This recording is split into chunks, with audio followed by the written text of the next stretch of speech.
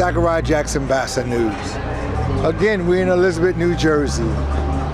We're outside of the 1741 actually project that Salam Ishmael and James Carey is proposing to the city, that they need a monument in that honor. Is that correct? But today, because it is Father's Day, happy Father's Day, happy birthday to me and everything, and happy 100 years of my family coming to the great city of Elizabeth, New Jersey. I got to put that in. And also, in honor of Juneteenth, and from what we know from the word on the curve, if you will, that James Carey, you're the actual father in this Union County, in Elizabeth, of Juneteenth.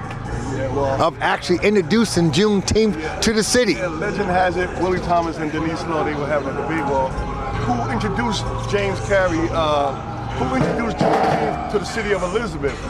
And actually it was, when I was in college in Texas, Jacksonville, Texas, I attended a festival at Tyler Junior College, which was 31 miles away from where my college was at. And they were celebrating Juneteenth, and I couldn't quite understand, like, what is Juneteenth? And it was the people who were actually from Texas was explaining that they were like flabbergasted, like, you don't know about Juneteenth? And I'm like, no. So they educated me. I came back home. My late teacher from the School of African Philosophy and Thought, the late Kamal Kalfani, who hosted Underneath the Learning Tree, I told him about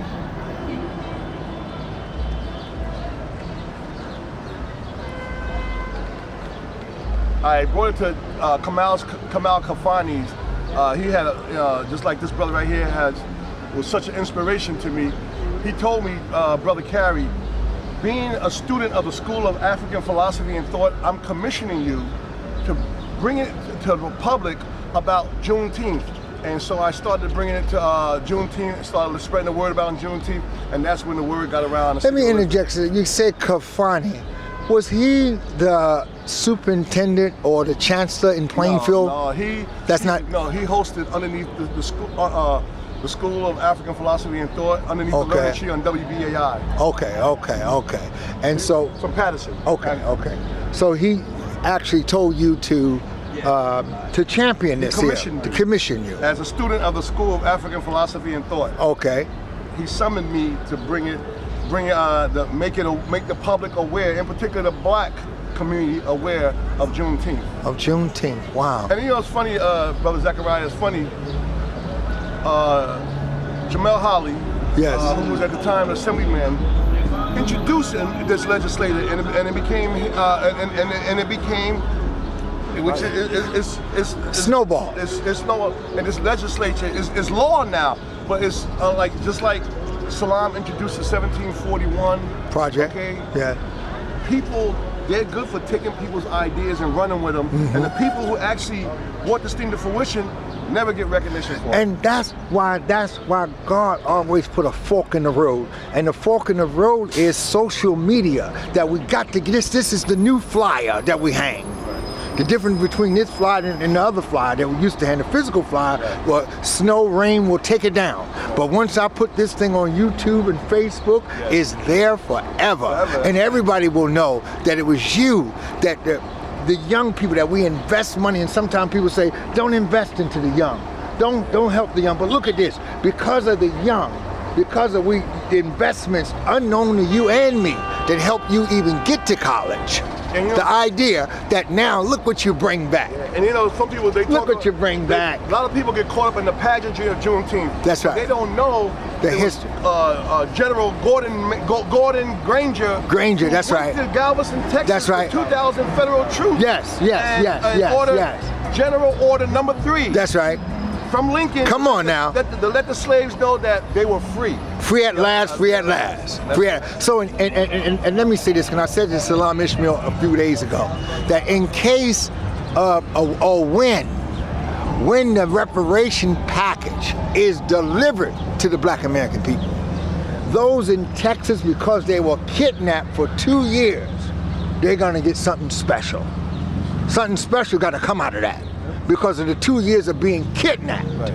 And even though the people in Texas say they didn't know, they did know. Right. They just didn't want to concede. That's right. There you go to the president. And that's one of the problems that we must, first of all, like he said, that general didn't come by himself and give a note from the president. That's right. He had 2,000 troops. armed military men making that statement. Military men who looked like myself and That's Salam right, that's and you, right. who were also known as the Buffalo Soldiers. That's right, that's right. The 10th Infantry and 12th Cavalry. Hi, how are you? So as we discuss this thing, we need to realize the whole story. That's right. And then take it from here Yes.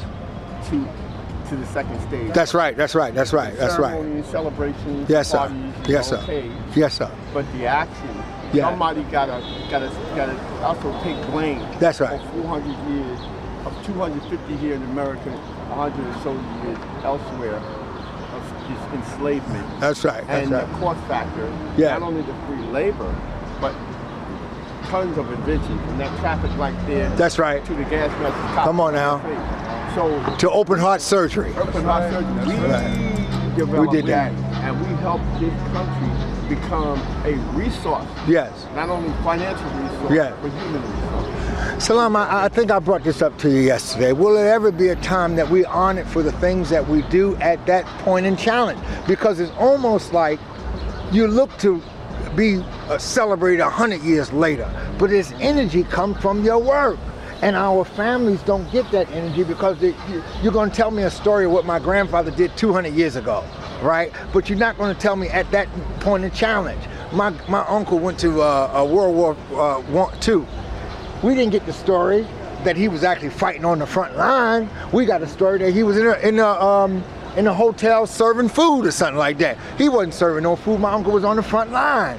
So when are we going to get the story right then and there? So therefore we can get energy from it. This is what I would say.